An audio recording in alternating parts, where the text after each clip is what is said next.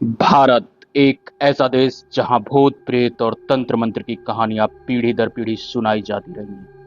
हमारे गांव, कस्बे और पुरानी हवेलियां कई रहस्यों को अपने भीतर छिपाए हुए हैं। कुछ कहानियां सिर्फ अफवाह होती हैं, लेकिन कुछ ऐसी घटनाएं होती हैं जो सच्चाई से परे होती हैं और उन्हें झुठलाना नामुमकिन होता है। आज मैं आपको जो कहानी सुनाने जा रहा हूं वह उत्तर प्रदेश के एक गांव की है, जहां एक तांत्रिक हवेली आज भी खड़ी है। गांव वालों के अनुसार वहां आज भी कुछ ऐसा है जो इंसान नहीं, कोई और है। तो कैसे हैं आप सभी? स्वागत है आपके अपने यूट्यूब चैनल भूतियापा पे। तो प्लीज़ हमारे चैनल को सब्सक्राइब करें और वीडियो को लाइक किया करें, अपने दोस्तों के साथ शेयर करें और हमें कमेंट में बताएं कि आपको कैसी कहानियाँ पसंद है, तो हम आपके लिए वैसी कहानी लेकर के आएंगे। तो चलिए अपनी कहानी की तरफ चलते हैं। ये बात है साल 1986 की, 1986। उत्तर प्रदेश। गांव का नाम है शरधना गांव। शरधना गांव मेरठ के पास बसा एक पुराना और शांत गांव है। यहाँ की आबादी कम है और लोग बेहद साधारण जीवन जीते हैं। लेकिन इस गांव की सबसे बड़ी पहचान है पलटू बाबा की हवेली।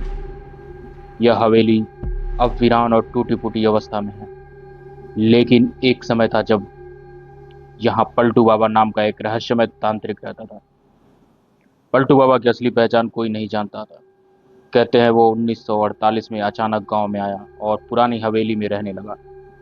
वह दिन में बाहर नहीं निकलता था, लेकिन रात के समय शमशान घाट पर जाता और कुछ अजीब तंत्र साधनाएं करता था। कई बार लोगों ने उसे काले वस्त्रों में हड्डियां और राख लेकर कुछ बड़बड़ाते हुए देखा।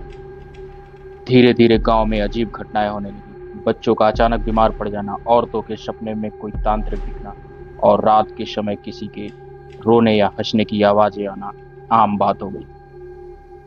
1956 में एक रात अचानक हवेली से जोर की चीखें सुनाई दी।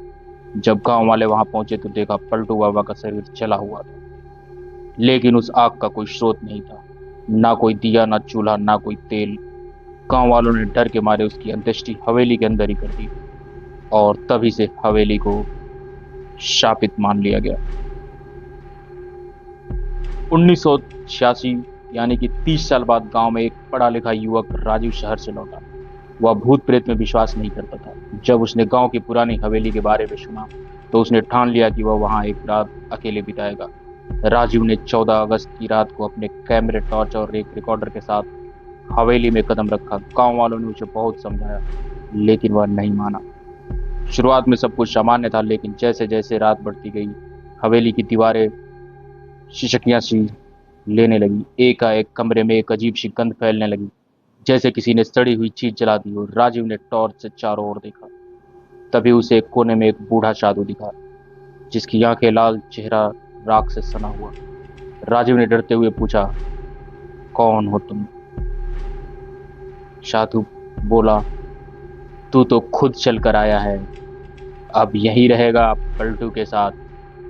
अगले ही पल खिड़कियां अपने आप बंद हो गई, टॉर्च बंद हो गई, रिकॉर्डर चलने लगा। राजीव की चीखें हवेली में गूंजती रही, लेकिन गांव में कोई नहीं सुन पाया। अगली सुबह जब गांव वाले दरवाजा तोड़कर अंदर घुसे तो राजीव बेहोश पड़ा था। उसकी आंखें खुली थी, लेकिन वो किसी को पहचान नहीं पा रहा था। वो बस एक ही बात बड़बड़ा रहा था, वो आ रहा है, पलटू बाबा अब भी जिंदा है। राजीव की मानसिक हालत कभी ठीक नहीं हुई। वो आज भी एक मानसिक चिकित्सालय में है। आज भी उस हवेली के पास कोई नहीं जाता। रात के समय वहां अब भी रूहानी हरकतें होती हैं। खिड़कियों का अपने आप बंद होना, किसी के चलने की आहट और कई बार किसी तांत्रिक के हंसी भी सुनाई देती है। गांव वाले मानते हैं पलटू बाबा मरा नहीं, वो अभी भी उसी हवेली में है, किसी नए शिकार का इंतजार करते हुए। तो कैसी लगी आपको ये कहानी? अगर आपको हमारी कहानी अच्छी लगी हो तो हमारे वीडियो को लाइक करें, चैनल को सब्सक्राइब करें और अपने दोस्तों के साथ शेयर करें। और प्लीज़ हमें कमेंट में बताएं कि आपको कैसी कहानियाँ पसंद है, तो हम आपके लिए वैसी कहानी लेकर के आएंगे। और ये कहानी बिल्कुल किसी अंधविश्वास को बढ़ावा नहीं देता, ये केवल एंटरटेनमेंट के लिए है, तो आप इसको इसी तरीके से देखें। तो चलिए, आज के लिए आप सभी का बहुत बहुत धन्यवाद।